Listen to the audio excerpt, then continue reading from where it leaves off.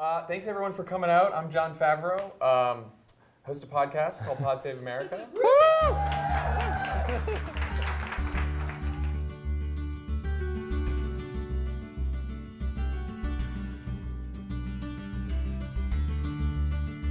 My grandfather was a preacher. He was a pastor in the 1930s, 1940s in Selma, California.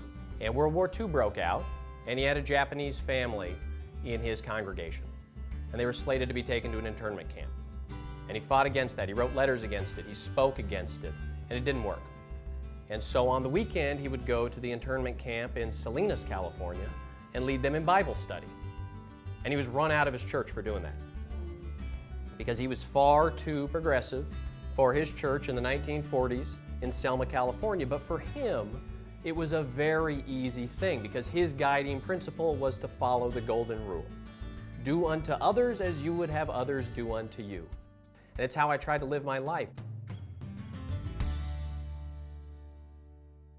When I walked in here, I was talking to some people, and someone said, I'm super excited to learn about Bryan. I have to be honest, all I know so far is that he's not the other guy, and the other guy is terrible. He actually voted, to get rid of the deductions for wildfire damage right as his district was burning down.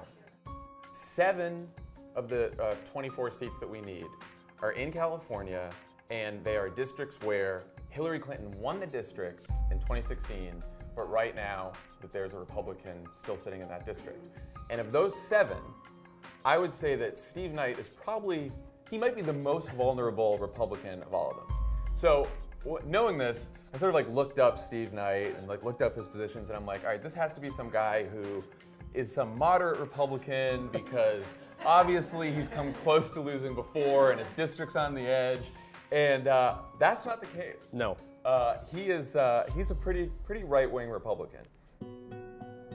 He co-sponsored a bill, his first time in office, that would allow an employer to fire a woman if she is single and gets pregnant.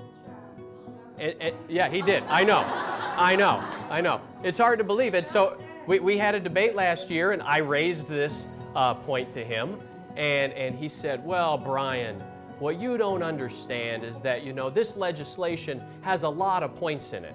And so if there are, 72 other good points in it, you got to vote for it. And I said, no, Congressman Knight, what you don't understand is that if I am looking at a piece of legislation, I don't care if it has 100, 200, 300 good parts. If one of them allows for the explicit discrimination against women, I'm voting no.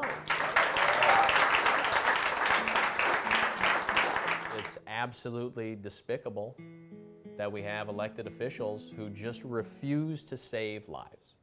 They could take actions tomorrow and start saving lives if they pass real common sense gun safety measures.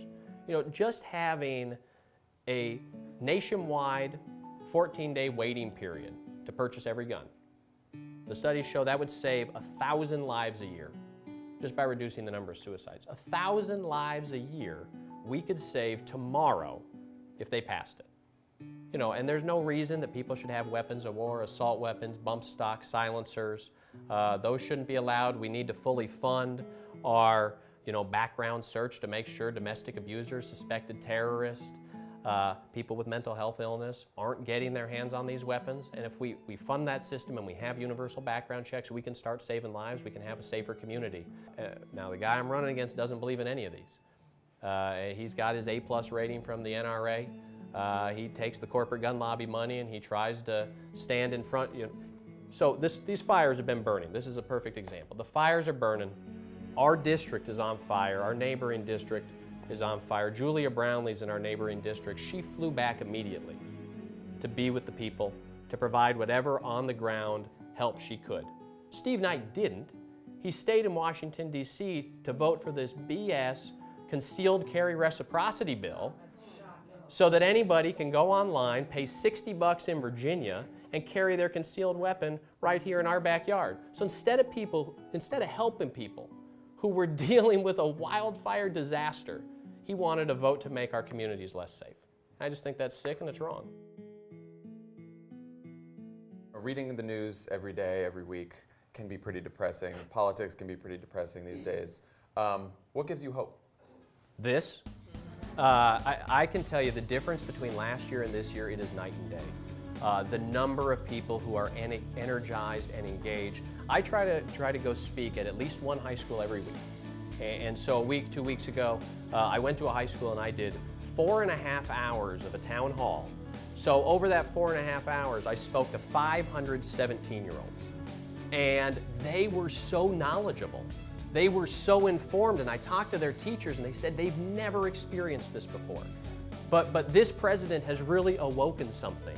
And that gives me hope that if we can harness this energy, and if we can make sure that all those 17-year-olds and all of the people who have previously said, oh, politics doesn't matter because both parties are the same, they're starting to see that's not the case, and we can do what happened in Virginia across this country and start to take our country back for decades to come.